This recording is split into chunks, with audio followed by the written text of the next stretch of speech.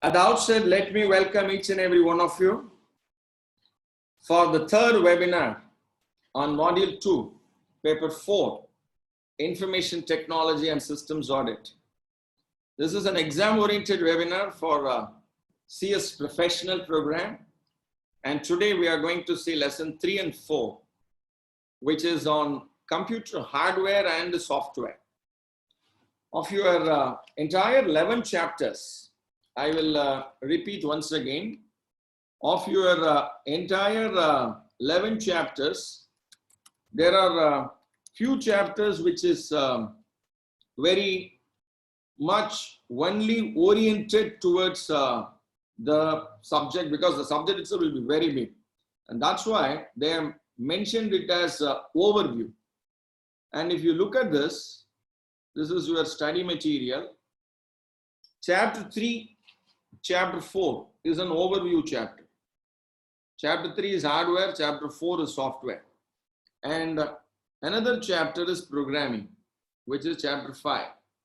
So hardware, software, programming, and Chapter 6, MIS. All these 4 chapters are overview chapters. Now please understand one thing, guys, very important. Why these are an overview chapter? And systems audit. So that is actually a alag chapter, which is systems audit. Each one is a subject per se. Each one is a subject per se. For example, those who are studying a full-fledged software course, for example, a BSc or an MSc in software engineering, there will be a separate topic on or subject on programming itself. There will be multiple things. Software engineering, there is one subject called software engineering. Some fundamentals have been taken and they have just given in chapter number 6. MIS is actually a 100-mark paper. So they have only given an overview. And your software, fundamentals of software. So how it actually evolved over a period of time, right from the day when hardware evolved. So that's why hardware and software, they have given only the overview. And these overview chapters are mark scoring areas, especially 3, 4, 5, 6, and 11. I repeat, 3, 4, 5, 6, as well as 11. Sorry, not 5. Programming is 6. And MIS is actually 8. 3, 4, 6 and 8 and 11. These chapters are mark scoring for only one reason. They can't ask you an advanced question. It will be only fundamental, and mostly it will be focusing on the concept oriented questions. And the subject is so wide, they can't go beyond the syllabus that has been given. And here and there, they can maybe add the latest development in this 3, 4, 6, 8, and 11. Latest development, provided it has been updated and upgraded in your study material.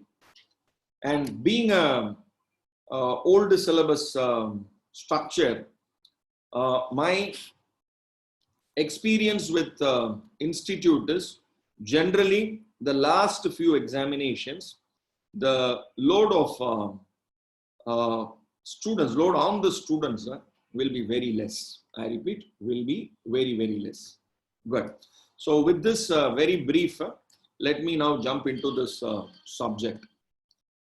And I have collected a few of the questions on this particular chapters, 3 and 4. This will be available for you to actually download it, and you can use for your reference. And it is there in, it will be uploaded today, maybe afternoon. I have one more session today afternoon from 11:30 to 12:30, which I am speaking on mobile banking. Mobile banking on the care, caution, and safety. Care, caution, and safety. 1 hour I am speaking exclusively on mobile banking. So maybe if you find time, you are welcome to my channel, where I'll be speaking exclusively on mobile banking. And some of the topics, especially with respect to security. I repeat, with respect to security, with respect to internet and other technologies. So those aspects I'll be covering here. So I'm speaking for one particular college in Tamil Nadu. And since this is in YouTube, this is the link for that. You can directly come here. So there will be a 1 hour session on this. So I'll be speaking only in English, being even though it's a college from some middle part of Tamil Nadu, I'll be speaking only in English. So because the participation will be from across length and breadth of the country. So I'll be focusing only on one particular aspect, especially for youngsters, because many students will be connected in this session.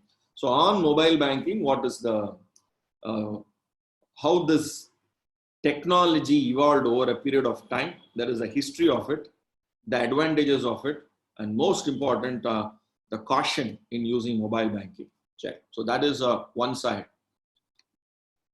And with respect to lesson 3 and 4, I have collected all the exam questions and I have summarized here. So especially right from 2014, 15, okay, 16, and 17, and 18, okay, and you have 19, okay.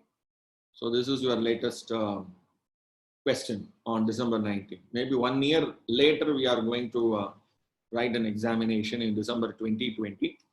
So, and this is your chapter 4 on software. And especially what I understand, repeatedly, they are only asking on certain concepts, which you have to be very thorough with, like utility software, multiprogramming, multiprocessing, time sharing, and with respect to utility software alone, they have given a very big list, almost 15 to 20 types of utility software they have given. So questions are focused on that. And I want to share one more interesting point here, that in chapter number 2, as well as in chapter number 4, there is a common, there are certain common areas they have actually covered. This is chapter number 2, guys. And in chapter number 2, you have this recent trends in information system. This recent trends in information system, they have covered cloud computing, cloud services, mobile application, data analytics, and agile technology. And not only in chapter 2, they also covered the same in chapter number 4. Maybe it is by oversight they would have done it. Please look here, guys. So again, you have the software trends, the agile software development, cloud. Yesterday we did the SaaS, real analytics, applied mobility, capability cloud, social computing. I understand yesterday when we were discussing this, one of the participants actually put a question. We have 116 participants now online. So one of the participants, he actually put a question on the chat box. Sir, what is social computing? So I didn't answer that question because I very well know I'm actually in chapter number 2 and that social computing is in a different chapter. So this is one area where they ask questions, and it is a bounty for you because in 2 chapters they have included this. So please note this. Maybe by oversight they would have done it, but it is an advantage for you with respect to chapter number 2 and 4. And mandatory questions have been asked from this. So I'll be discussing these aspects also, especially here. And what is the additional point which we'll be discussing today will be the social computing part. So I'll be discussing that. Okay, so that's in short about today's session. As usual, I want to mention one particular point to all of you guys.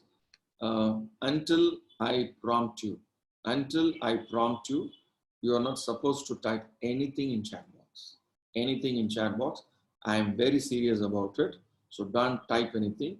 And it doesn't show your professionalism if you don't put your name and your location when you log in to the classes. So please be very clear. This entire session is recorded. It will be going live. So I want each and every one of you to log in with your name. And whenever I prompt you to type questions only, you have to use the chat box. Until such time, don't disturb anybody else in the class, in the entire virtual room. This is a classroom, guys. Maybe we are connected virtually, but this is a classroom. So please ensure that you follow decorum, and the learning should be maximized. That's the purpose of this. And I'll be prompting you to type questions in chat box. At that time, type whatever. And the purpose of this entire session is have a notebook, have a pen, okay, have your study material with you, and have a highlighter. And whatever points I'm making it, just highlight it. Note down that in your notebook, and then you read it. So that shows, that is Hindi में बोलते हैं, यही तो एक मानव का एक okay एक student का शोभा देती है. Okay, so please remember this. That only shows the elite behavior and the best behavior of a professional student. Okay, good. So very good. Now let's move to this subject. I'll take some of the very, very important aspects of being a crash course. Remember, guys, being a crash course, the institute expects you to read this and come. Read this and come. So I also presume that you read and come.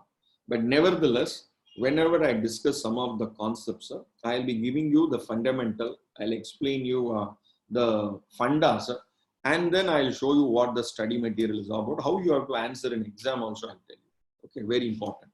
Good. So now let's move one by one. Okay. So already we have done this analytics and also analytics is a 4-mark question. Big data analytics is a 4-mark question. Okay. So I'll directly take you to the important areas now. Okay. Especially in hardware.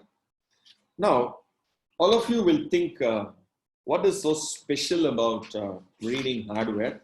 And I'm not going to discuss about what those analog computers, digital computers, hybrid and all. So one line. Just I'm going to refresh your memory with just a line. That's it. And then I'll only focus on those areas which is very significant and very important. Okay.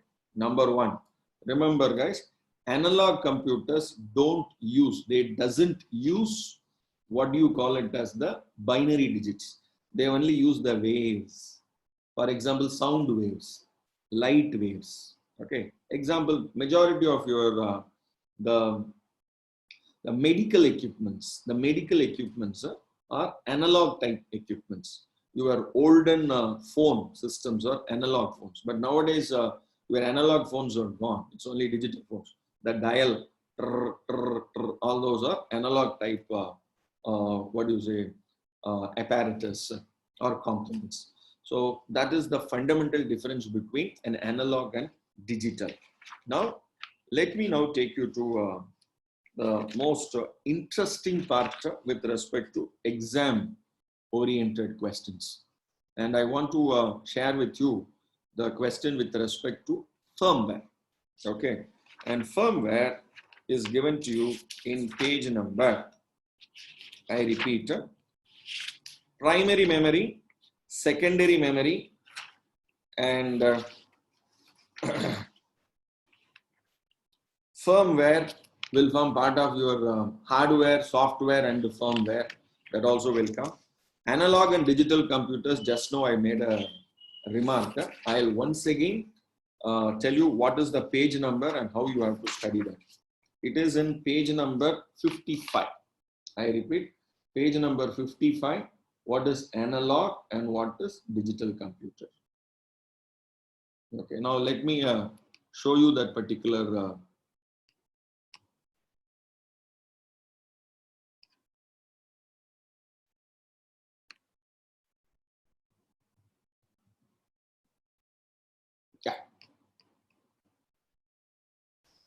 So this is your analog and this is your digital computer, guys. And as I told you, all analog computers, they use only waves. And this is a 4-mark question. So you have to write only 2 points with respect to analog computers. So generally, analog computers uses wave-related technology. Now, where and all wave will be there? Especially temperature is a wave. Pressure is a wave. So all gadgets with respect to temperature, with respect to pressure, with respect to voltage, all these are analog type of, what do you say, apparatus. and that will be connected to a computer also. That will be connected to a reading machine, because especially in a very big, what do you say, plant, in a factories and all, there are various components that has to be measured, especially pressure, temperature, etc. So there they will have equipments, and those equipments you can call that as analog equipments, or you can even call it as analog computers, because they measure. Anything which measures are all called computers, because it has to measure, it has to record, it has to store. So then it is called analog computers. So analog computers are very much speedy. They produce the results very fast, but the results are approximately correct. Okay. Now, for example, you have inside the aeroplane, there will be very many analog related equipments, which actually gauges the pressure, which actually gauges the speed of the wind. All those will be there. Digital related equipments also will be there. Nowadays, analog equipment will measure the basic data, convert to a digital, and it will be connected to a digital computer also. So please understand, you have a homogeneous analog equipment, homogeneous digital equipment.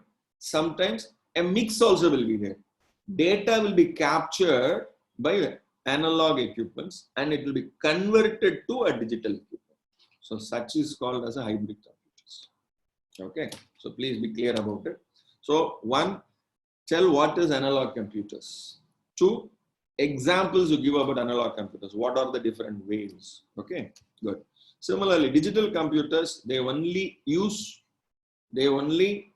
understand what do you call it as the fundamental machine language. And that machine language is bits and bytes. And we are going to discuss more about that, bits and bytes. Okay, so at the ground level, at the maybe the most atomic level, maybe we'll use a name called numeric or binary. But machines, they don't understand binary. They only understand on and off. So the on and off only for human beings, for us to understand what the machines can understand. So machine language is different, human beings language is different. So what I am now speaking to you, I am speaking in an analog form. So my voice is in a sound waves. That sound wave is captured by my laptop. My lappy captures that and converts to a digital, the bits, and then it is transmitting to the server of, we are now connected through Zoom. So to the Zoom server, okay, through the telecommunication, it connects to the Zoom server, and from the Zoom server, all of you, it is being broadcasted. So it is what is now happening is actually a combination of both. Even though we are using a digital computers, I am not actually speaking digital, because the whatever I am speaking, it is converting into a digital format and then it transmitted. So end to end, as far as computers are concerned, it's only digital. But the waves are not digital. The sound waves are not digital. So the sound waves have been converted into digital. The waves have been converted into digital. So there will be an apparatus called a converter. There will be an apparatus, it will be converting, it will receive my sound waves and it will convert it. So digital computers, even you can use it for analog purpose, but as far as that is how we have got this VoIP. What is VoIP? Voice over Internet Protocol. Today you are able to call and speak and also do video chat also through a mobile. Technically, mobile to mobile is actually a digital only. Computer to computer is digital only. Then how it has been converting? Your analog signals is being converted to digital, and then only through digital connectivity. That in the connectivity, the data have been converted to digital bytes. So please understand this fundamental. That is why they have been very keen on asking this question repeatedly. So you have to be very clear about it. Good. So that is one question. Another question. with respect to this is the primary memory and secondary memory. Oh, sorry, that will come in actually software. So I'll find out whether any other pointers are there. Yes, it is here. Page number 70. Okay.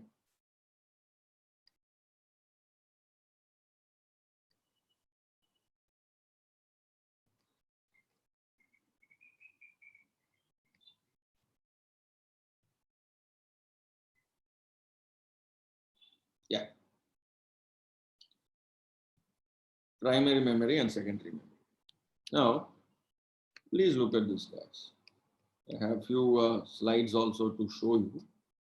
Yeah, this is multi-programming. I'll come to this also. Just have this fundamental idea, and then I'll go into study material. Now, the moment you say digital computers, does it have any memory? For example, your telephone doesn't have a memory. It will only receive signal, send signal, receive and send. That's all. It doesn't store anything. There is no storage. So the moment you say memory, then after memory, I'll go to storage. Memory, storage, data transfer. All three are connected. I repeat, memory, data storage, and data transfer. So these three are actually connected terminologies. So we need to actually appreciate the fundamental concepts. Now, generally, the technical guys, the techies, they always have a, they always understand that, okay, accountants, company secretaries, they don't know technology. They will not understand technology. So we are the only guys who will understand technology. But guys, please understand why they have kept this syllabus in your study material, in your examination. Because you deal with data, you deal with information. And these data and these information are machines. And machines are not God. Machines are man-made equipments. So therefore, machines has limitations. Machines has certain powers, certain computing powers. Machine has some very unique basic features. So those features, powers, what you call the computing powers, we need to understand.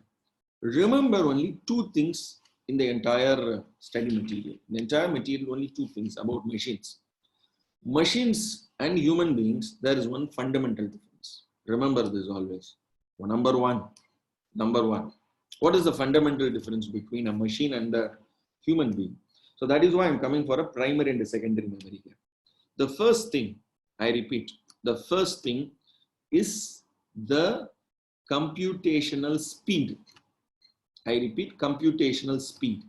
So I will repeat two words and remember these two words, and whatever I am going to discuss, it will only be focusing on these two words. What is that? So page number 70 speaks about primary memory and secondary memory. Primary versus secondary. Analog versus digital is with respect to the computers. Primary and secondary is with respect to the memory part. And as I told you, there are fundamental difference between human beings and machines. What is it? Number one, speed. Now, can we compute at the speed of a machine? It's difficult because maybe 30 years back, we had what is the first generation computers, which was very big, and the speed of computation was very, very, even that particular first generation computers was doing, this calculator was being done by first generation computer, which will be bigger to my office room size. Like an engine, it will be there and it will be very noisy also. From that size, now we have come to a very small lappy size, laptop size, and palm top and all.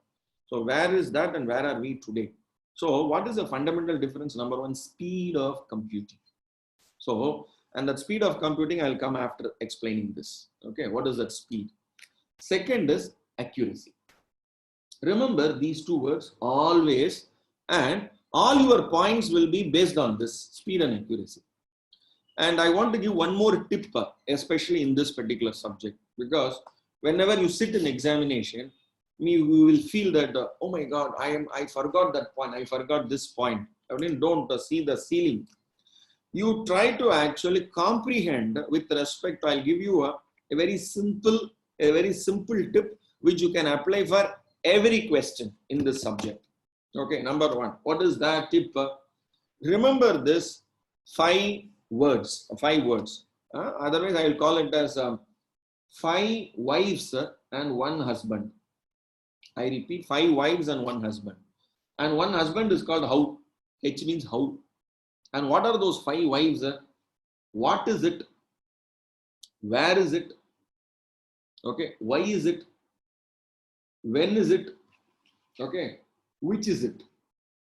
Try to answer this 5W and 1H. So 5 wives and 1 husband, you try to actually answer. For example, analog computers. What is analog computer? Where analog computers will be used? Why analog computers is used for? Okay, or why analog computers are famous for or useful for? When it will be used or when it will be not used?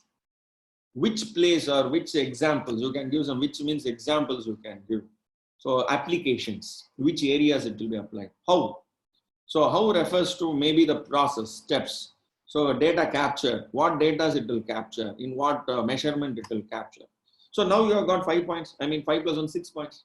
You have got, so if it is a 2-mark question, try to give only 2 points. It will be there in your mind.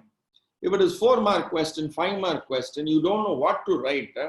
Somebody was asking yesterday in the chat box, sir, should we have to repeat or reproduce the same? No, you are not a machine here. You are not a memory machine. And we don't test your rote memory.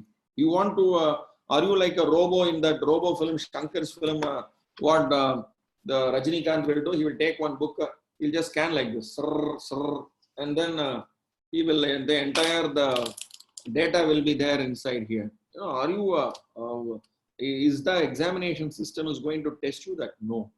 We are testing you the understanding of the subject. Please understand. And you should be very good in English, the command in English. So these 2 are there. You can actually represent, you can reproduce what you have in your mind in your paper. And very important, have writing practice. The worst thing with our student community, especially with company secretary students, I will tell with conviction because I have been a teacher of ICSI for almost more than I can tell you for 20 years. So I know our children, our students, they don't write and practice, especially law papers, especially technology. They don't write at all. So only directly if you go to examination and write, even well-prepared person will actually make a miss. So make points, take points, write. You take a notebook and then write. So analog, digital computers, do write the 2 points.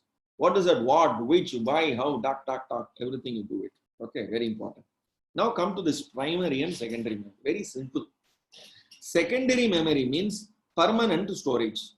Primary memory means temporary storage. Now I am coming for storage. Memory is storage. Remember, memory is storage. Now, for what purpose primary memory? Primary memory is when you switch on any digital computer, you switch on. Your mobile is also digital only. You moment you switch it on, there will be a primary memory data which will be there on your, what you see on your screen. It is actually taken from your secondary memory and kept in your primary memory. Now, I'll explain the purpose of a primary memory and a secondary memory. Now, in every day in kitchen, work will be happening. Okay, what is the work? The cooking will happen. Now, vegetables will be kept inside, fridge.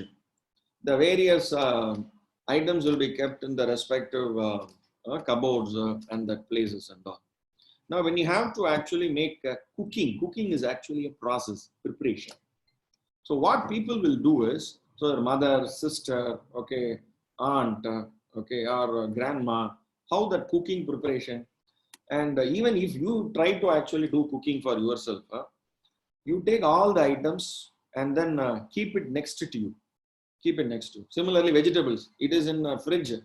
Go take the vegetables, wash it, cut it, size it, and then keep it next to you. So next you have to keep everything next to you. Then do the preparation, processing. I repeat now the word, using the word processing, processing. Now what is processing? Preparation of food. Now for preparation of food, will you go and bring tomato and then cut it and then put, then go and take the tamarind and then put, it will take a lot of time. So what you have to do, from the permanent to storage, take the data and keep it in a temporary storage near to you. And then do preparation, and then do the processing, and then do the cooking. So then use your left hand, take this, put it, right, take this, and then put it here. So then everything you put it, then processing will be faster. So primary memory is required. So it is not so new. Primary memory, secondary memory is only name is new. Every day you are seeing primary memory, secondary memory in your kitchen itself. Every day you are seeing. Okay. So you can tell your mom, where is aloo? Aloo is not in primary memory. It is primary. It is in secondary memory. Go and take it and then use it here. So then cooking will be faster. So, and what are the names given in computer for primary memory? RAM. Don't say RAM. Okay. Say RAM. RAM, not RAM. Okay. Please be careful. This is called ROM. Okay. ROM. Okay. So RAM and ROM. RAM and ROM. RAM and ROM. So random access memory and read-only memory. This read-only memory is for the booting and switching on and switching off of the machine. I repeat, switching on and switching off of the machine. Random access memory is to for your processing purpose, cooking purpose. So take the data from secondary storage, keep it in primary storage, and then for processing purpose. So whenever you work in Excel, whenever you work in actually accounting software, data will be opened and where it will be there. File is opened, where it will be there. Opened file will be there in primary memory. Secondary memory, it will be there in your hard disk. Those are all very olden technology, but it has been given in your study material. I am not going to speak about that. Okay, good. So that is the fundamental difference between primary and secondary memory. Now please come here. I'm only going to read only first sentence. Primary memory, often referred to as a simple memory, is the only one directly accessible to the CPU. Why CPU? CPU is processing, cooking. So you need to do the computation, adding, division, subtraction, okay, summarizing, all those. Now who will do? No, processing will do. Okay, I will come for processing a little later. Okay, so that's primary memory. Now, what is secondary memory? Secondary memory is permanent storage. So generally, you will have one hard disk inside the machine. So we'll keep it. Sometimes people will say, no, a hard disk in laptop is very, very bulky. I'll keep the hard disk externally. So you need to have external hard disk. So then your laptop will be lighter. But in a desktop, it will have form part of your permanent storage will form part of it. In server, there will definitely be one one storage will be there, huge storage will be there. So secondary storage or secondary memory is fundamentally to store data. Do you want a small fridge or a big fridge? Depending upon your type of family.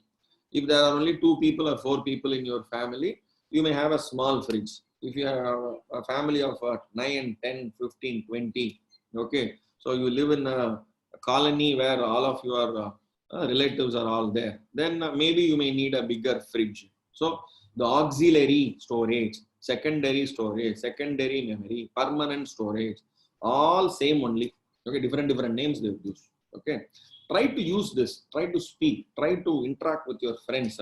I must appreciate in that group, All India CS IT&SA group, close to 80 people have joined and they are interacting very well and very good questions. There have been somebody puts a question, somebody answers. Good.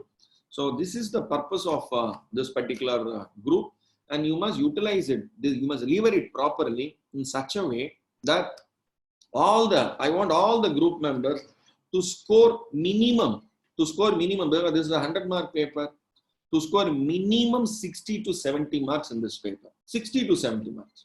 So not lesser than that. Okay. And this paper is highly scoring, provided you understand it and write it properly. Okay, good. So that's about your secondary memory. Then next I'm coming for a very important topic. Okay. Where is it?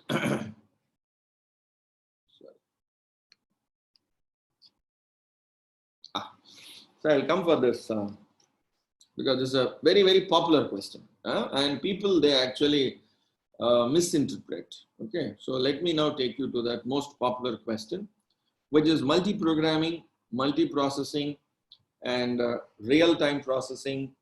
And you also have this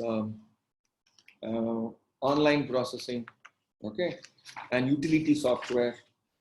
So, and you have this registry cleaners, file splitters. So many things are there. So one by one, we'll try to actually understand many things that has been discussed here. So let me take you to the term called multiprogramming, multiprocessing. Okay, good. Now, before I take you to this, I will speak something about CPU. So once we understand about CPU, the data processing, we will be in a position to understand. 63, page number 63, I'll speak. Then I will take you to the multiprogramming, multiprocessing. Okay, because the 63 is a very, very important one. This is the one. This input, storage, output, control unit, ALU, arithmetic logic unit. Actually, this box is called as CPU. This box is called CPU. And what is CPU? Is the central processing unit, otherwise called processor. Don't think that this big it will be there. It's so small today. It's very, very small. Processor. Okay. And this is how a microprocessor will look like. Please look here, guys. Your microprocessor will look like this. This is your microprocessor. See, look at this, how your microprocessor is looking. And this is your ALU. What your study material says? ALU means arithmetic logic unit. CU means control unit. Both this will be there inside this chip. So people say microchip, chip, or nano chip, or microprocessor. You can give different names to it. But the technical name is a microprocessor. Processor. What is the why this is called processor?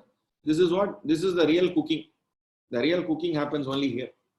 So data is here, permanent data, transfer it to primary. From primary, you have to give it to processor, get the processed data.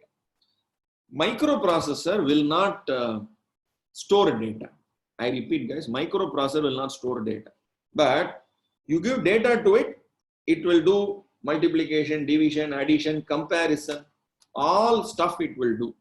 So the comparison, addition, arranging, sorting, finding the highest, finding the smallest, finding greater than 5,000, finding greater than 50 lakhs, all this stuff microprocessor only will do. That is what is called processing, thinking.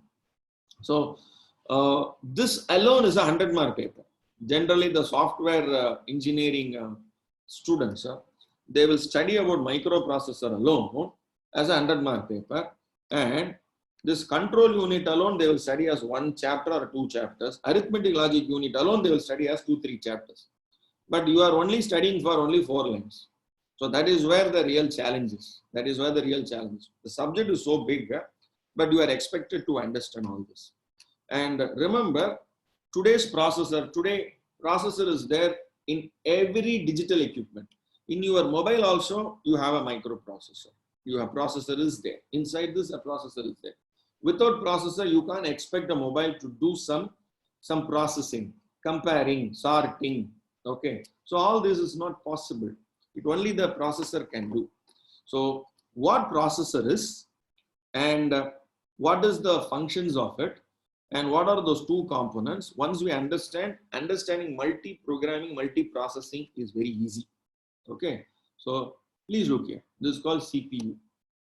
The central processing unit, sometimes simply referred to as central processor, most commonly refers to as processor.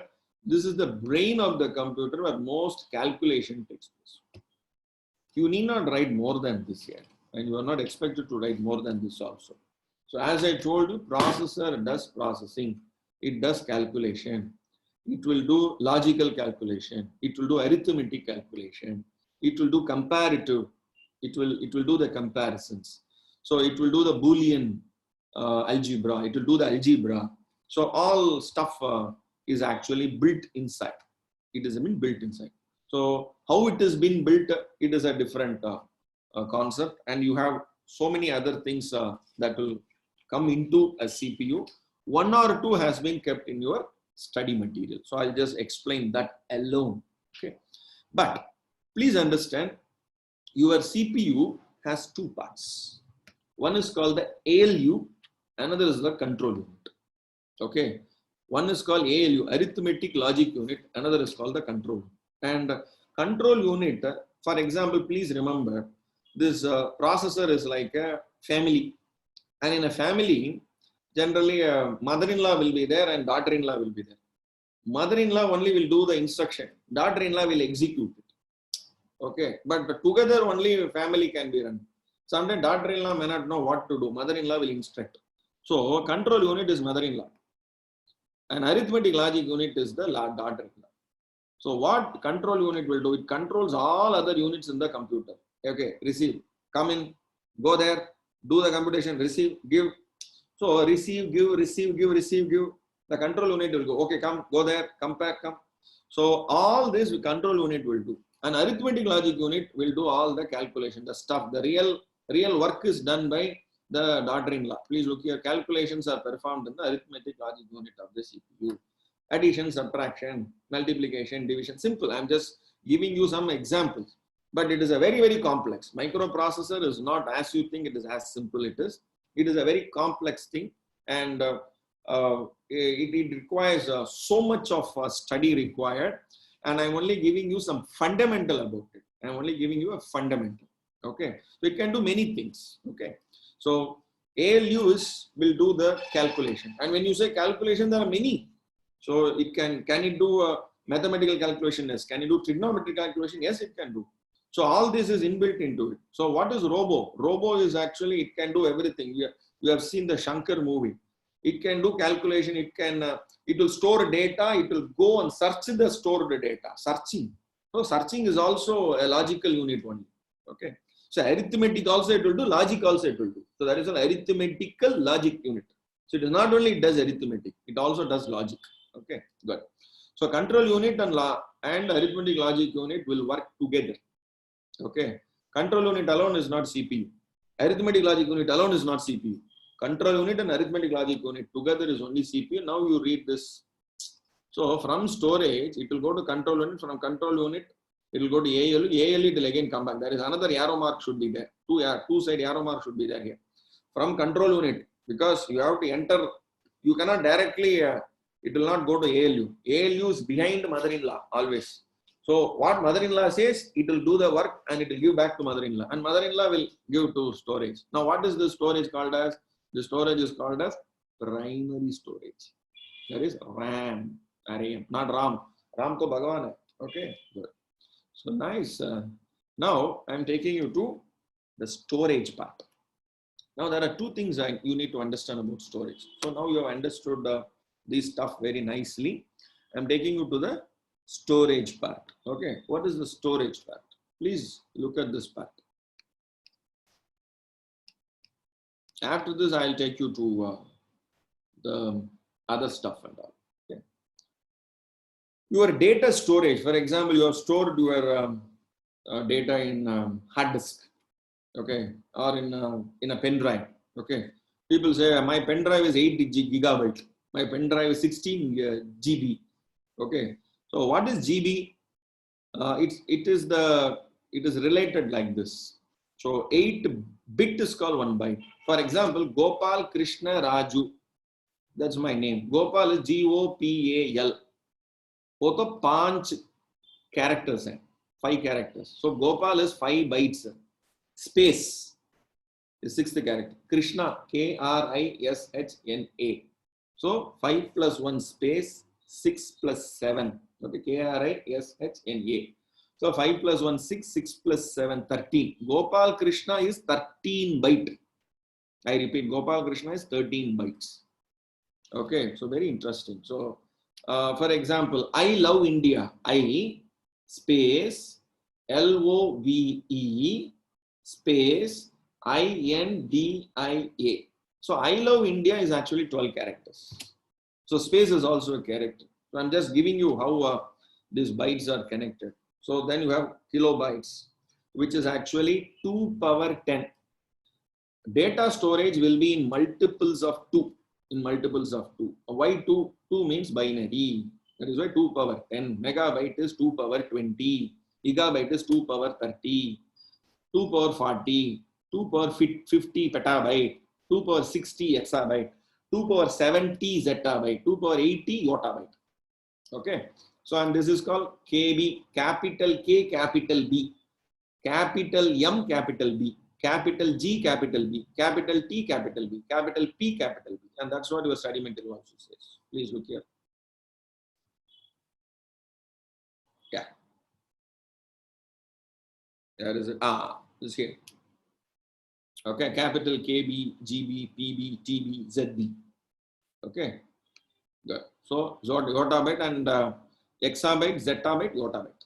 Okay. Now, I'm now taking you to data speed. Very important. Data speed. Now, actually, today's very important thing is we are connected only because of not data storage, because of data speed. Whatever I am speaking, it is converting into digital bits and bits, not bytes, digital bits. And that bit is actually transmitted to the Zoom server, and from Zoom server, all of you are connected to Zoom server. And from Zoom server, everybody, it has been broadcasted to all of you. So from my machine, it is transmitted in bits per second is the historic age. So similar to this, bits per second, kilobits per second, megabits per second, gigabits per second, and in bits it will be multiples of 10. So 10 power 3 is 1000 bits per second, but 2 power 10 is 1024. So is 2 power 10 is equal to 10 power 3? No, both are not same, because that measurement is 10 power 3 measurement is for data speed, and 2 power 10 is all multiples of 2 power 10, 2 power 10, 2 power 20 is for data storage. And this is, we have a standard, and that standard is called IEEE standard. I repeat, IEEE. This is a standard. What is the name of this IEEE? Please look at this, guys. This is a body. This is a professional body. Institute of Electrical and Electronic Engineers. And they only have come out with the standards on technology. Like how you have secretarial standards, accounting standards, internal audit standards. So standards are everywhere. The Institute of Electrical and Electronic Engineers is a professional association for electronic engineering and electrical engineering, an associated discipline with its corporate office in New York City and its operations center in Piscataway, New Jersey. It was formed in 1963 from the amalgamation of American Institute of Electrical Engineers and the Institute of Radio Engineers. Okay, so IEEE, you have to call this as IEEE. Okay, so as of 2018, it is the world's largest association of technical professionals with 423 members and over 160 countries. And they have come out with a lot of, standards. Okay, please look at this. They have come out with technical council, technical committees, and these technical committees, they have pronounced various standards. For example, your two equipments, how you can connect, the wires and all are there. So what you call the connecting wires. These connecting wires, how one wire has to be, how one equipment has to be connected with another equipment. So you have that the cables and all that. That cables standard has been prescribed only by IEEE. Okay, so we call that as IEEE standards. Okay, good. Now, apart from this, you have other standards also, but this is one of the fundamental standards. Good. So that is with respect to computer, primary memory, and storage and the data transfer. Okay. Now I'll take you to the next very important one, which is with respect to the multiprogramming and multiprocessing. Okay. Yeah. And you need to also understand about what do you call it as utility software, and about the online processing and real-time processing. This is in page number 92. I repeat, this is in page number 92 of your study material, where they speak about multi-programming and multiprocessing.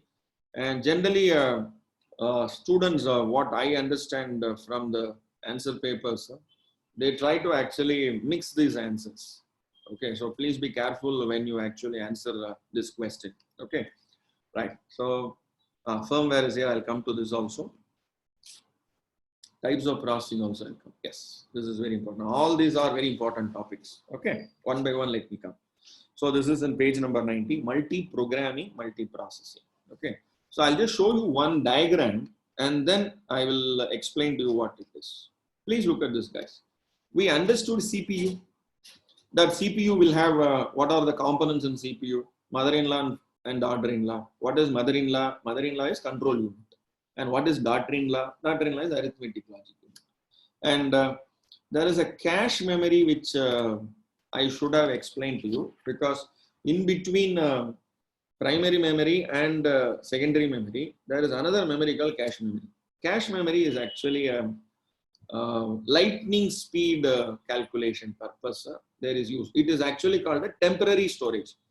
Actually, primary memory itself is temporary storage. Then what is cache memory? Cache memory is actually for faster processing. Now, I'll give you an example so that you will understand the purpose of cache memory. Okay, for purpose of cache memory. Say 498. 498. Okay, 498. You add 54. 498 plus 54. Okay, don't use a calculator. 498 plus 54. Now, how will you actually add in a, so if you are in a 7th standard, 8th standard, how will you add 498 plus 54? 498 plus 54, 54. 8 plus 4. 8 plus 4, 9, 10, 11, 12. Oh, write 2.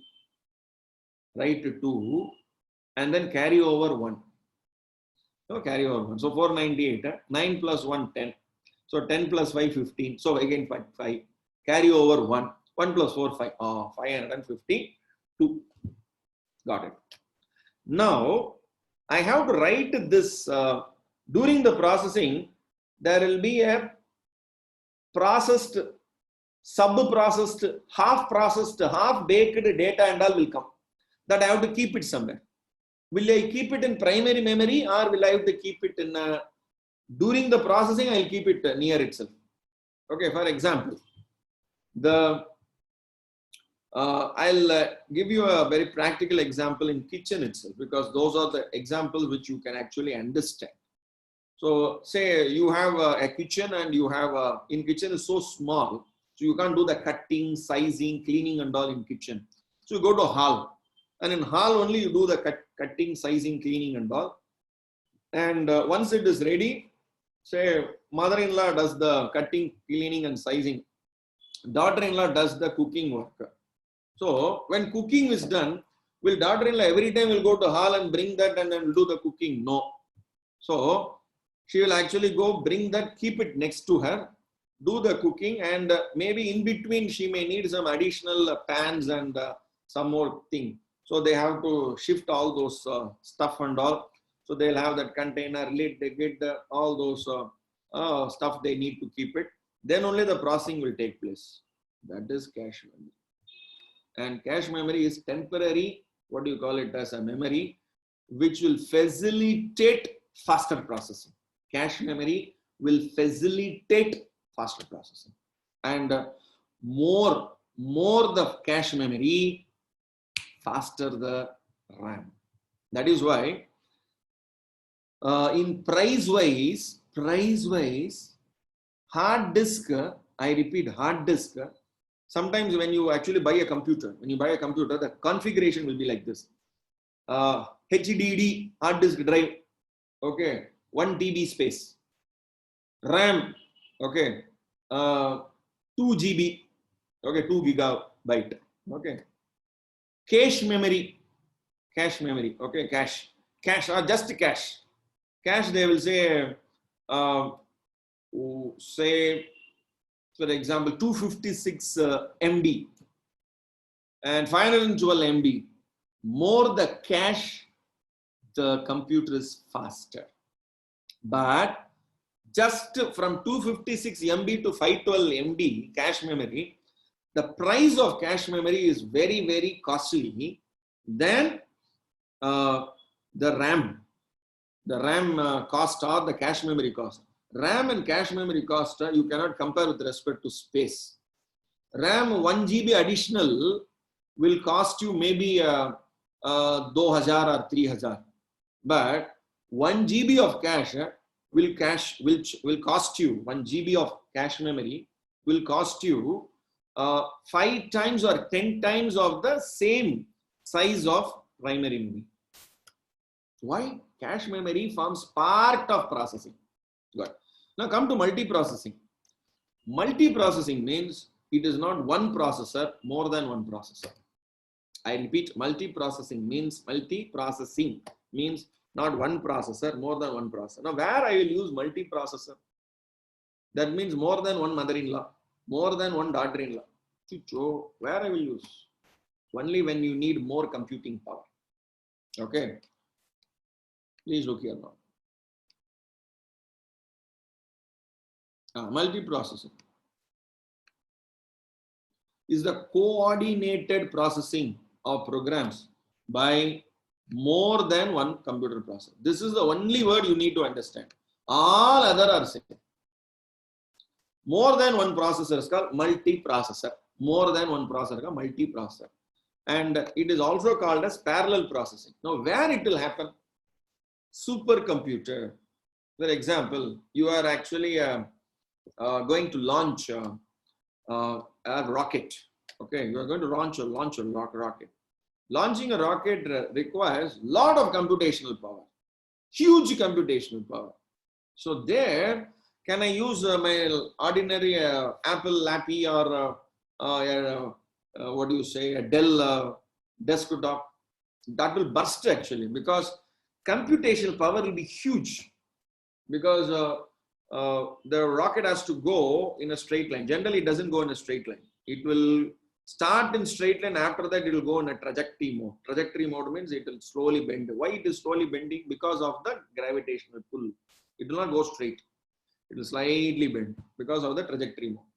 And if it is going in a trajectory mode, where it will go, how it will go, when it will go, what speed it will go, everything has to be calculated. It is not an ordinary calculation, but those astronomical calculations. So you need huge processing power, and those processing power is possible only when you have multiprocessing. Okay, good. Now multiprogramming is different. That is our personal computer. Generally, kids will do that, and even we will also do it. One side, one YouTube will be going on. One accounting software, you will open it. One Excel sheet, you will open it. And on PDF also, you will open it. And another thing, one Zoom also you will open. One Zoho you will open. And one WebEx you will open. And one meeting you will be watching it. And you will mute it. Again, come to YouTube. Hear one song. Again, that you mute it. Come to WebEx. And then hear the, the webinar. What you are doing? Multi-program. It is only one machine, one hard disk, one RAM, one processor. How it is possible? It is possible because of the computational power of the processor. Processor is so fast. Processor is so fast. And do you mean that everything is being done parallelly, simultaneously? No. In multiprocessing, that parallel processing takes place because more than one processor. Here also processing will happen, here also will processing happen. Therefore, multiprocessing.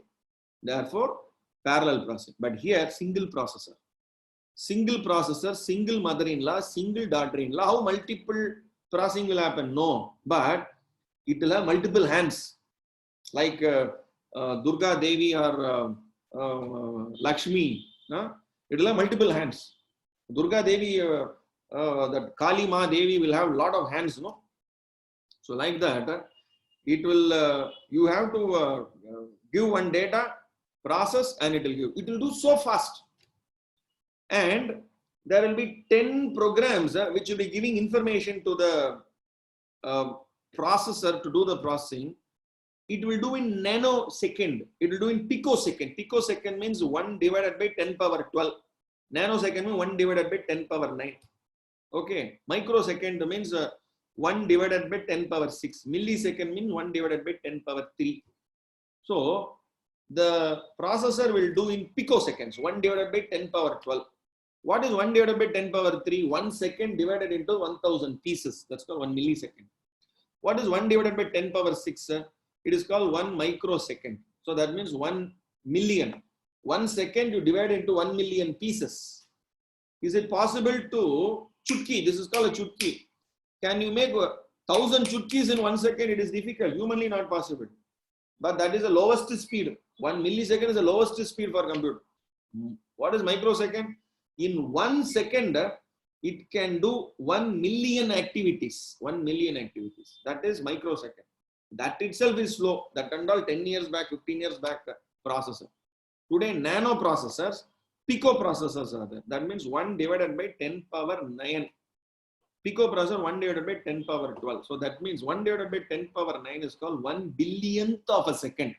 In 1 second, 1 billion activities it can do. My God. So that is the size. So you have only 10 programs. 10 programs, it will receive program 1, process, give it to you. It will receive program 2, process, receive, give it to you.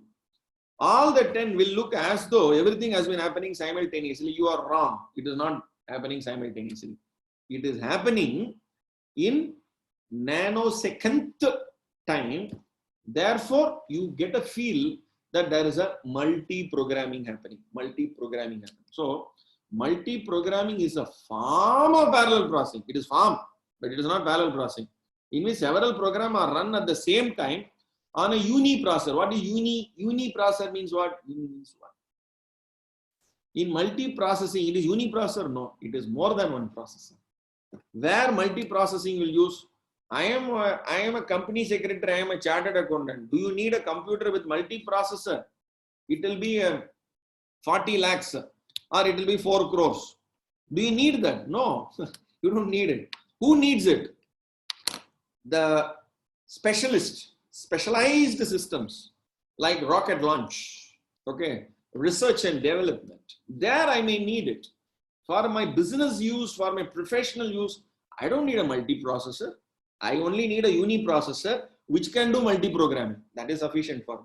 Maybe 4 programs, 10 programs. Maybe children means they will, for fun, they will open so many programs and they will test check whether computers are doing multiprocessing. So there is no true simultaneous execution. Please look at this. This statement is very important. There is no true simultaneous execution of different programs. Okay. It only happens one at a time because one mother-in-law, one daughter-in-law only. One daughter-in-law can only do one work at a time. One mother-in-law can only give one instruction to one daughter-in-law.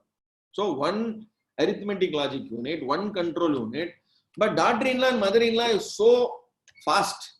You will get a feel, oh my God, they are so efficient. Okay. So nice. Okay. Now, so that's multiprogramming and multiprocessing. Very, very important. And what is the kind of questions you will get? Please, that is how many marks? Look at this. This is 4 marks. So multiprogramming, you have to give 2 points. Multiprocessing, you have to give 2 points. And maybe if possible, you can draw this diagrams also. This diagram you can draw. Very simple. You say memory, processor 1, processor 2, processor 3. That's all. This alone will give. This is not a very big diagram. This is only a line diagram. Now multiprogramming is only one processor. But programs are multi.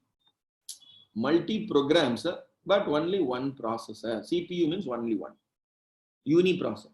But here you have multiprocessor. That's all. So this is the fundamental difference. Okay, good. So now let's move to the next two topics. One is called online processing, real-time processing. This you have to be very clear with, very careful with. Okay. Now what is this online processing and real-time processing? Both will look very close. Again, very close. But there is a difference there. Now, in banking, I can give an example so that you understand the fundamental difference between an online processing and the real-time processing. Maybe even when you actually fill up certain forms also, I can give you what is online processing and real-time processing. Now, generally, hope all of you know the fundamental difference between NEFT and RTGS. NEFT and RTGS. So maybe an example for online processing is NEFT. An example for a real-time processing is called RTGS. What is RTGS? Real-time gross settlement. What is NEFT? National Electronic Fund Transfer. Now, generally, online fund transfer, if it is done online banking, which I will be speaking about the banking, online banking and mobile banking, 11:30 to 12:30 I will be speaking. Those of you who are very much keen on that, you can come there. National Electronic Fund Transfer, there you want to actually make a payment to somebody. You want to make a payment to somebody. You have to actually add that person as a beneficiary in your account. And once you add that person as a beneficiary in your account, immediately he will not be added. It will take some time. Half an hour it will take, 10 minutes it will take, 2 hours it will take, 4 hours it will take, 1 day it will take. So after that, you will actually transfer that money. When you transfer that money to that beneficiary account, it will be debited to your account. But whether it will be immediately credited to his account, not necessary. It will take 10 minutes. It will take 30 minutes. It will take 1 hour. It will take 4 hours. It all depends upon what time you actually do. Sometimes when you do the transfer on night, immediately transfer may not take place. Next day only it will take place. Maybe when you do the transfer during the daytime, during the what you call the banking hours times, possibly they may transfer it every half an hour. They will do the processing. The batches of data they'll be updating it every 15 minutes once, half an hour once, 1 hour possible. So online means you have to be connected. Generally, online system means what? Online processing means what? Online system means, I'll give you an example of online systems. In your home, what are those online systems? Digital equipments which are online systems. Let me give you an example. Your digital washing machine. What is your digital washing machine? Is it real-time system? No. It is called the online system.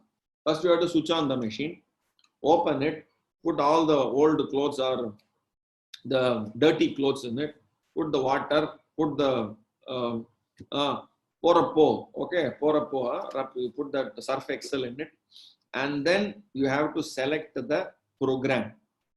You have to select the program, king, select it, then say run. This is called online system. There are systems which has programs in it, you have to run that program. So this is a fundamental example of an online system. Online processing means you enter the data and the processing takes place only if you are connected. Otherwise, processing will not take place. If you disconnect, processing will not take place. So it has to take the data from you. For example, some of the banking transactions, you have to complete it, then only processing will take place. Otherwise, processing will not take place. You fill up the form, part of it, and again you come back tomorrow and try to fill it up. It will say, no, you have not completed the form, so again fill it up again. So the online processing, it will actually take the entire data and then it will do the processing. So when you are not giving the data, it will not do the processing at all. So online processing means users directly enter information online. Usually online in this case means online to a central processor rather than to a modern connotation of the internet. Please be clear about, you have to directly enter data where the processor receives it. Then only it will do the processing, and stage by stage. I'm sorry. Especially, you want to upload a file, ROC form. Very simple example, I will say. Online processing. You fill up the MGT4 or MGT24 form, or ADT1 or ADT2 forms, you fill it up. Okay. Once you fill it up, can you upload the forms if you are offline? No. For example, what do you mean by online uploading of forms? Online uploading of forms means, number one, you have to log into the ROC server. Okay, mca21.gov.in. Second, once you log in, then you have to select the form, click, upload. Sometimes the server will be switched off or down for maintenance. Switched off or down for maintenance. If the server is down for maintenance, you will be on, but can you upload the form? You can't upload. Why? Because the processor is down for maintenance. So, online processing means you must be switched on. Processor also should be switched on. Then only you can actually connect with the processor. Okay, so that is the meaning of the word called online processing. But again, the word is here, real time and online, there is a slight difference. The updation, sometimes you will upload the form. Will you get the acknowledgement immediately? You may get immediately. Sometimes acknowledgement, they will say, the batch is yet to be processed, you are in queue. So please wait. The SRN number is under processing, under process. So it is online processing. So it will do it slowly only. Maybe if nobody is there, queue is not there, you upload it, maybe next 5 minutes, 10 minutes, you will get an acknowledgement, or immediately itself you will get an acknowledgement. But there are certain transactions which will be done immediately. What is that? Fund transfer, especially RTGS, real-time gross settlement, especially your credit card or debit card when you use for e-commerce transaction. Credit card or a debit card used for e-commerce transaction. You purchase some commodity, you purchase some online, some, okay, you food itself you buy, you want to make a payment. Will it say, no, please wait, the bank server is very busy? No. Your entire order will be kept pending until the payment is through. The payment has to be through. So the payment processing will be real-time processing. It is online and real-time. Online and real-time. So real-time processing is usually found in systems that use computer control. So this processing method is used when it is essential. Please look at this word.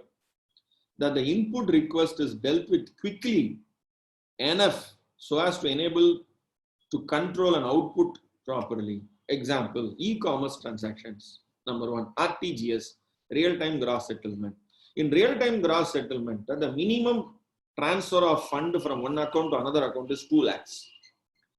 2 lakhs minimum. In RTGS. In NEFT or with respect to your IMPS. IMPS means immediate money transfer system. This is called IMPS. Okay.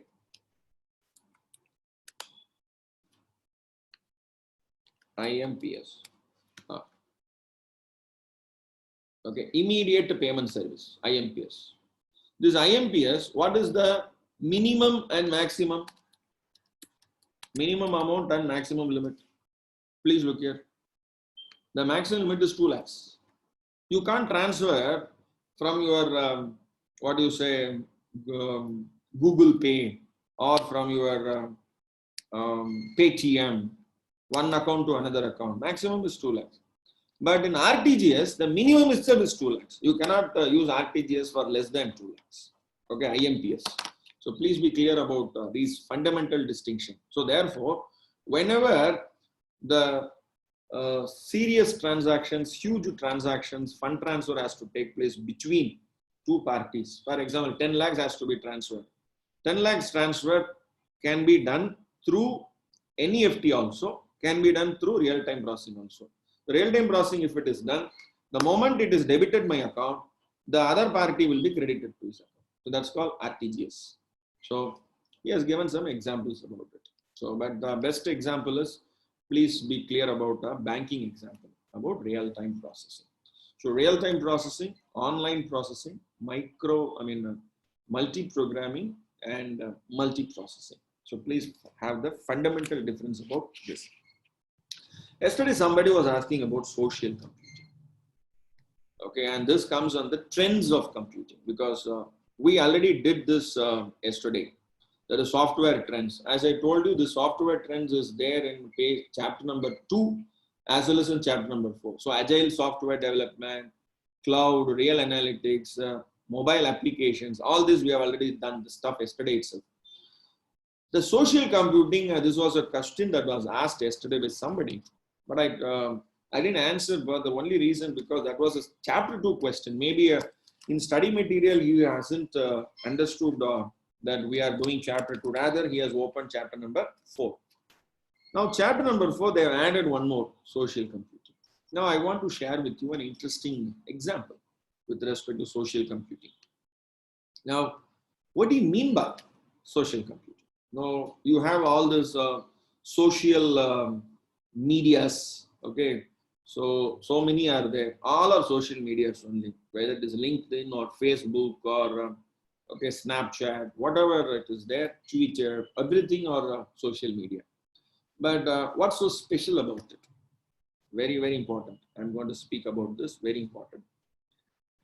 You are actually leaving trace of your attribute in a digital world.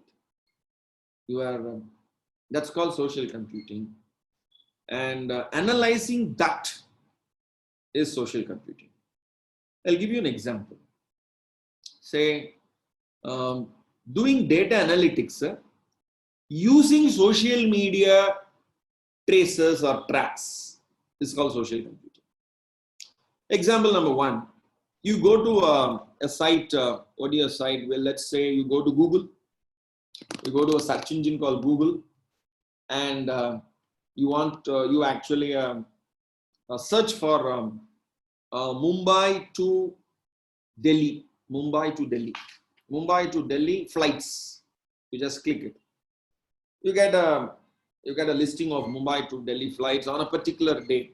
Maybe 1 week later, you are actually searching today. Okay. Half an hour later or 15 minutes later, you will get an email. Mr. So-and-so, okay, so we have very many friends here, so let me take any one person's name. So Mr. So-and-so, say we have a friend, Bala Sandeep Vatti, we have Bhagwan Patel, Chesta Maheshwari. So let me just take Mr. Maheshwari. So Ms. Maheshwari, you have actually, thank you very much for searching the various flights on so-and-so day.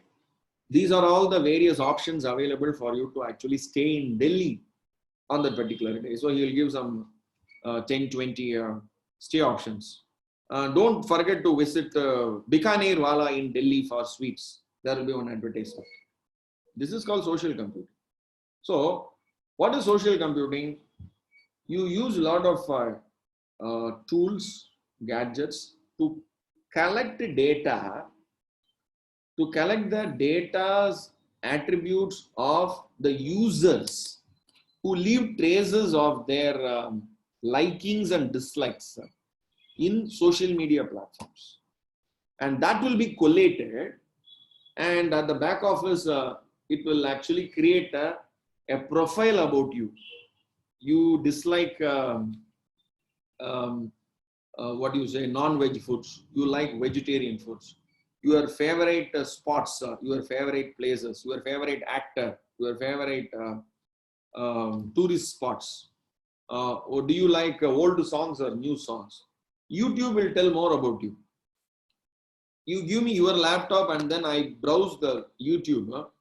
Your favorite channels, your favorite songs, videos, stuff, whatever stuff you have actually browsed, it will actually connect to that particular. And next time when you log into YouTube, it will give you those related videos. It will actually pop up and it will actually list it down. Oh my God, that's called social computing. It's very, very interesting. So please look at this. Everyone has started going online for the daily needs, and hence we are leaving trails. What trail we leave? In auditing, we say it's called audit trail. In social media, it is called our behavior, our opinion, okay, our choices, okay. So the data of traces created, okay, when mined, that is called data mining. When I actually go and find out where and all you went, which and all sites you went, whether you went to a sweet shop or whether you went to a what type of a dress boutique store, okay, so what and all you went. So when mind would provide business with a good source of insight on market positioning. So what should I send to you? What should I pop up in your screen so that you immediately like it and you click it? Consumer sentiment. Okay, so that's called social computing. It's very, very important. Okay, by performing an analytical procedures, data analytic. So first step is collect the data about you from various points, sum it up, group it, okay, analyze it, and then extrapolate with respect to my customers. And then I'll say, see, I have data about so many. I have data about 50 lakh people, their preferences, their taste, I know. So you are coming out with a new product, new gadgets. I have 5,000 customers who are interested in new gadgets. So your business I can develop. So this is how the business are done. So with the help of social computing, businesses are able to take a result-oriented and business-led approach. Okay, this sentence is what you have to write for social computing. This sentence. Number one, what is social computing? Collecting the data about the social media users and analyzing it is called social computing. That is number one. Number two, what is the advantage or purpose of it? How it will be used? How? So all those wife and one husband only I'm repeating again and again. With the help of social computing, businesses are able to take result-oriented and business-led approach. So you can actually do business. Your attribute, I collect and I do business about you. That is business. That's social computing. So you leave traces about you in digital world. You leave traces about you. So you are not alone. You are not that you just come inside and then do it. Now all of you are hooked in for 2 hours to this boring lecture of Institute of Company Secretaries of India on lesson number 3 and 4. And you are actually leaving a trace. Okay, this particular person is keen on hearing boring lectures. So they will actually register that. The system will actually register you like that. So next time when somebody, a boring teacher is actually giving a lecture, they'll actually send you some invitation. See, there is one lecture is there. You want to go and see that? So that's about social computing. Okay. Now, firmware. This is also an exam question, guys. Okay. Firmware.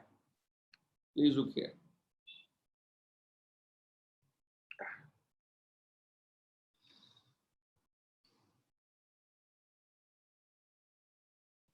Then I'll go to utility software. Okay.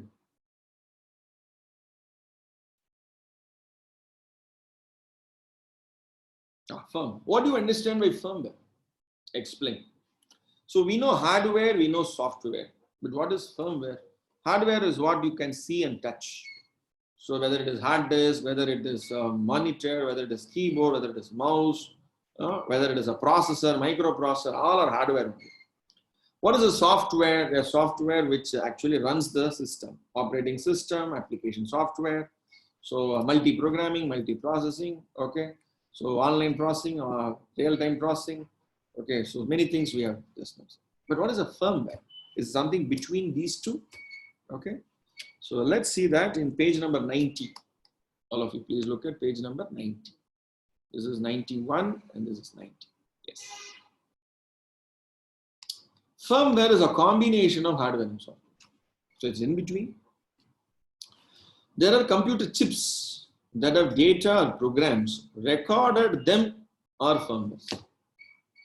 So it is pre-programmed hardware. Pre-programmed hardware. I repeat, guys, it is pre-programmed hardware. Firmware is a piece of hardware that contains software. Oh, what is it all about? So generally, you can take an example of, say, olden days. There used to be some video games. Olden days, and used to be video games, handheld video games. You buy that for 200, 300 rupees. There will be pre-loaded games. Some 7 or 10 games will be there. Game 1, you can play. Bam, bam, bam, bam, bam, bam. Okay, off. Then next, go to game 2. Okay, I'm also bored with. Let's try game number 3. How many games will there? 10 games will be there. Repeatedly, that will be. But nowadays, children are not fond of that. They don't want that firmware. They want real time. They want real time. So real-time games. What is real-time games? They go to a server. Okay, they connect to it. They download that applications. So they run that game in their system or in their mobile, and they want to play games real time with a real person the other side. So both of them will form a team and they will go and kill the enemy. So those are all the stuff happening today. So we have gone beyond firmware today. So but firmware even today it is there. For what and all firmware is there? Where pre-programmed, for example, where hardware which will have a software. Like an example is a key which is given to you in a hotel, in a 5-star hotel or in a star hotel. You actually go and log in. They'll give you a key. You know, do they give you a key with some keychain? No, they'll only give you a card. And the card, they will actually scan it and they will actually program it. It's actually called programming. So you actually take that card and then you keep that card in the door, okay, doorway. It will actually, the green color will come, then you can open it and go inside. Now, what is that card? That card is a hardware, which will have a chip. And the chip inside that, there is a software, one small program. The moment you actually swipe it, there is a hardware which will actually scan and it will ask for the code. The code it will give. The code will be there and code it will be provided. So it will match. So that is called a firmware. Sometimes you have to insert that. So certain hotels, you can actually flash it. You can actually flash it. So then it is called contactless firmware. So through wireless, it will actually read the content. Sometimes it is not contactless. You have to contact. So there will be a slot in the door. You have to insert that card inside that slot. Then there will be a chip. The chip will read. The chip contents will be read by the small apparatus which is forming part of that door. And the entire hotel will be connected through certain connectivities and it will be connected to the computers. So it is programmed that room number 748 is actually will have one particular code and that code is actually there in your card. So that's called a firmware. So nowadays, a lot of examples are there for firmwares. So you can actually have a, what is it, Bharat Petroleum Petro card is there. Bharat Petroleum Petro card is a firmware. So those are all called erasable, programmable, read-only memory. So ROM, PROM and all olden days. Now it is called EEPROM or EEPROM, electronically erasable, programmable, read-only memory. After EEPROM, there is one more is there. It's called EEPROM. All your cards are all EEPROM, electronically erasable, programmable, read-only memory. What is there inside alone, it can be. And it can be updated. So once you actually use that Petro card, for example, there is 1,000 rupees you have, or 10,000 rupees is there. Every time you use 1,000 rupees, the 1,000 rupees will be reduced and it will be reprogrammed to 9,000 rupees credit.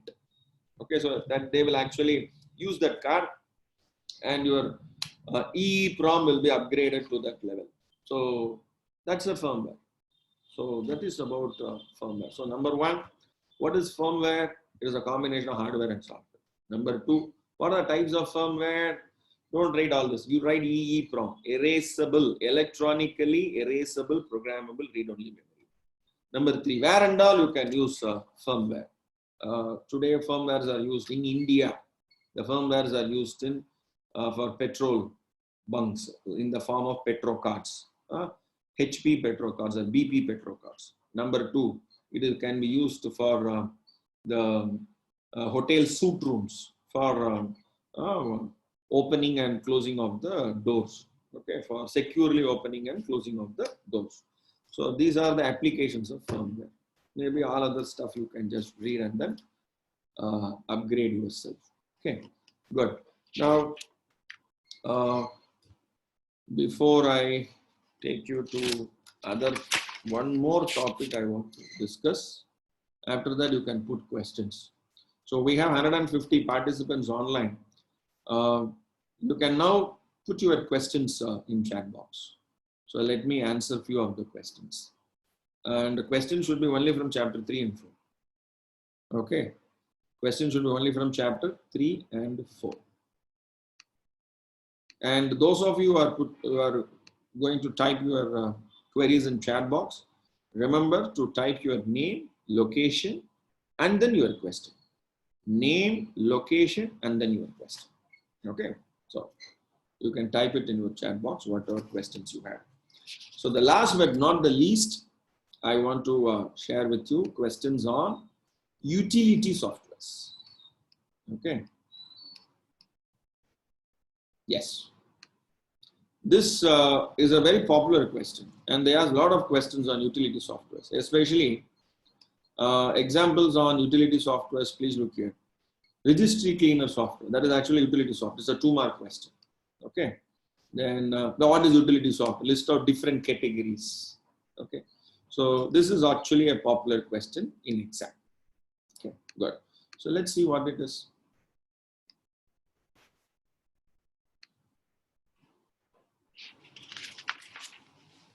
Page number 85. Okay.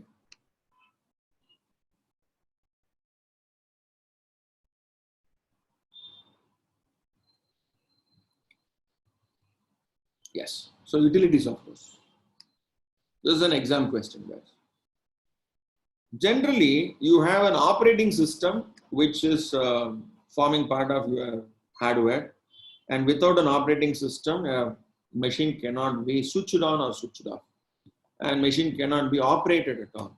For any purpose you want to use it, you want to use a pen drive, you want to use a CD drive, so you want to actually load a software, you want to actually operate a software. So everything can be done only through a operating system. Application software is an application like an accounting software or expert systems. So all these are an application software. But then what is utility software? For example, to enhance the utilization, for enhance the efficiency of a computer, use softwares. Example of a utility software, like you have worms, you have viruses, you allow the third parties to use your laptops and desktops. So that is actually a nuisance. So you may get a virus. Like for example, today you have to be very, very clean so that COVID-19 is not infected. So similarly, if our machine is infected because of usage, or you download free stuff, lot of free stuff you download. Remember guys, there is nothing free in this world. Anything that is downloaded, you are also downloading along with it some worm or some virus, which will actually reside, and it will actually collect your information and it will give to the object. The subject will be in your system, but the object, the sender will be somewhere. He'll actually send that worm to actually collect information. So antivirus is a utility software. So all these you know, but one particular thing which I want to share with you is called registry cleaners. This is actually an exam question. This is a 2-mark question they have asked. Now, what is a registry cleaner? They are actually utility softwares that allow scanning the computer for any errors in registry, which is a collection of the core computer files that are essentials to perform and functionality, and repairs them if needed. Now, I'll give you examples. Some of the installation files you wouldn't have done properly. So then it will be called as error. Sometimes they'll say error number 704, error number 408. Like that. So now those are called registry errors. So maybe properly you wouldn't have installed it. Properly you wouldn't have uninstalled it. Or while uninstalling one software, along with uninstalling that particular list of programs, a running software file also you would have deleted. Then how to actually rectify it? It will actually, those registry cleaners or utility softwares, you install it, it will actually run it, and it will give you the list 1, 2, 3. These are the 3 issues because of that the software is having a problem. How do you rectify it? It will also give the solution. So it will say you actually reinstall it. Either uninstall the entire software and reinstall it, then only it will work. Or that patch alone is available in so and so link. You click that link, it will take you to that page, web page. Click that, it will download it, and then that patch will actually resolve that registry issues. So this is called a registry cleaner. So registry cleaner softwares are very important software, which will actually enhance the productivity, enhance the utilities of the software which has been already installed. Okay. So registry cleaners are widely available on internet and gives a significant upper hand when cleaning up the mess that the virus and other malware has left on the computer. Because while cleaning up, they would have deleted even the relevant file also they will delete. So errors will come. So what to do with that? Okay, so that is called registry cleaners. So these are all some of the areas you need to actually be very, very clear with. So we have some questions which has been asked. Bhagavan Patel, which place you are from? Location I want. Okay. Vanita from Bayandar, North Mumbai. Will you please explain again multiprocessing and multiprogramming? Good. So Vanita from Mumbai. Number 1, multiprocessing means more than one processor. More than one processor means you need more computing power, more power. You want to be a supercomputer. Okay, where it is used? Launch of a rocket. Okay, for example, astronomical analysis. Okay, so you are a space research station. So there only I will use multiprocessing. I may not use in other places. Multiprogramming is a normal feature in your personal computer. Okay, single processor, but will handle multiple programs at a time, but technically not at a time, but it will give you a feel that it is at a time because of the speed at which the processor works. Bhagwan Patel, you have to tell your location. Time sharing. Okay. Anjali Budani from Aurangabad. Aurangabad is a very nice place. Okay, historical place. Okay. Darwaza. There is some Darwaza is there. Very good. Now, what is this time sharing? Guys, time sharing is, I'll give you an example. You have one processor, but multiple programs has to be handled. That multiple program, how it can handle? Sometimes your computer has to be designed using a time sharing only. Now time sharing, I'll give an example, then I'll go for the application of it. Okay. It is there in the page number 93. 90, 91, 93. Time share. Now, please imagine the question is asked by who asked a time sharing question, guys? Somebody from Bombay. No, Aurangabad. Aurangabad only asked a time sharing. So I'll put this question. Now, you live in a city. We have Bombay, from Chennai, from Delhi, many friends are there. When you live in a city, in a traffic junction, there are 4 roads are there. Okay, now it is almost 9:30, 9:45, 10 o'clock. So when there is a junction, everybody will come. Remember, there is no policeman, there is no signal. What will happen? Can the people, all the 4 directions, can they pass? It is not possible. So what will happen? There will be a traffic jam. Now, how to ensure that even proper flow of traffic is possible? Install one signal and set the time. What is the time? 4 minutes. First minute you go, second minute you go, third minute you go, fourth minute you go. So then everybody is actually able to cross that. Similarly, if there are 10 programs, I will say maximum I can handle 20 programs, 20 slots or 10 slots or 5 slots. And each slot I will come back every 15th nanosecond, every 20th nanosecond. So I will process this from 20th nanosecond to 30th nanosecond. The next program from 31st nanosecond to 40th nanosecond. That is called time sharing. That is called time sharing. But you will never feel that it is a time sharing processor. Time sharing means multiple users simultaneously using the resource of a single processor. How? Time sharing. Same. Single policeman is able to pass on. He will negotiate with all the traffic and he will make this. How? Time sharing. So processors also, you have a time sharing processors, and time sharing is a facility to enable multi-programming in uniprocessor. Okay, good. That's guys. So that is Anjali Budani. Rakshita, Karnataka. Which place Rakshita? Sir, explain social computing. Social computing, just now I said. What is social computing? Collecting data, the traces what you leave in social media, and then analyzing your preferences and doing business. That's called social computing. So there is a data analytics is there in social computing. Okay. What is the Ashwani, Hyderabad? Social computing already explained. ATM card is a firmware. Good guys. ATM card is a firmware only. But ATM card with chip, without chip. If it is what is a chip-based ATM means you can call it as EEPROM.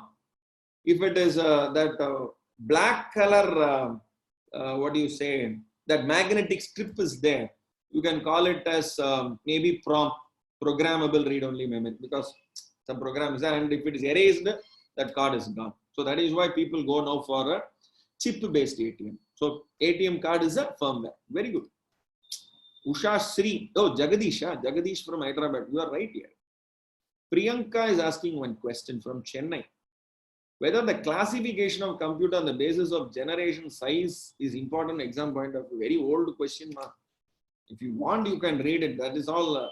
Everybody have to know about it. It is fundamental. Today, even a 3rd standard student is studying that. Okay, so it's only for your information they have kept it. But only concept-oriented question, please focus. How cloud computing work on mobile application? Nikita from Hyderabad. My question is, what is off-the-shelf means? Wow. Off-the-shelf software. Nikita from Hyderabad. What is off-the-shelf software? Off-the-shelf software means you go to a shop, you go to a store where softwares they keep in CD form. Okay. You pay, get the money, install it, and then use it. Example. Microsoft Word, Microsoft Excel, Microsoft Office will be available in a CD format. Okay, that is called off the shelf. Nowadays, CD is not there. You can go to online. In online, off the shelf, you can virtually off the shelf, you can purchase. They will say, no. They are from cloud, you can download it. There will be a key. That key alone, we will send it to your email ID or to your mobile number. That key, you put it, it will automatically install in your machine and you can use it. This is called off the shelf. Off the shelf means ready for use software, ready-made software. All the game softwares, your mobile applications, all mobile apps are all off-the-shelf softwares. Okay. Agile software, yesterday I have explained you. Then, Namrata, what is your question? Off-the-shelf, just now I explained. Then, what are the other questions? Yes, Madhuri is asking one question from Kolkata. Can we use diagrammatic presentation in exams for support or answer? You must use. Yesterday I made this point. All of you must use diagram, line diagram, simple diagram. Don't spend a lot of time in that because the time is very crucial. Simple, draw a simple line diagram and then finish it. Because Madhuri and Shabnam Agarwal is also giving answer from Jabalpur. Madhuri from Kolkata also giving the same answer. Madhuri will get the more marks. Why? One more mark, extra mark you will get. How? Why? Because diagram. Because through diagram you are conveying your understanding. Diagram is very important. Very, very important. Okay. So if possible, try to draw diagrams. Okay. And in your notes also try to actually take those notes. Yeah, off the shelf I have already explained. Then what is the next question?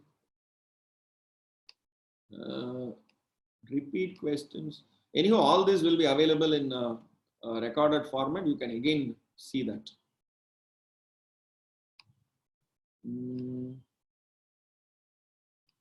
I think okay. Encryption first day itself we have done it here. System security, okay. Whatever time available I have done. System security I want to do along with another chapter. That chapter is called Internet and Other Technologies. Along with Internet and Other Technologies and Systems Audit, I will be doing this security aspect because that is connected with that particular chapter. So I will do at that time. So guys, I must thank each and every one of you. Let's meet tomorrow morning, same time, 8 to 10. Tomorrow's topic is chapter number 5, database management. Very, very important topic. Okay, so don't miss this. And I want to make one more point here. And those of you who wish to actually form part of this All India CS IT&SA group, please send your request to my mobile number 9840063269 or 9840163269 along with your name, your location and your mobile number. Please do that and you will form part of this IT&SA, All India IT&SA group. Friends from all corners of the country, especially from South India to Western India to Eastern India to Northern India. We have friends and that is a very, very important forum for each of you to share knowledge. And I wish all of you must clear this particular examination, especially this subject, information technology and systems audit with flying colors, with maximum marks. Okay. So my number again, I'll type 9840063269 or 98401632669. Okay. So thank you very much, guys. See you tomorrow morning, same time, 8 a.m.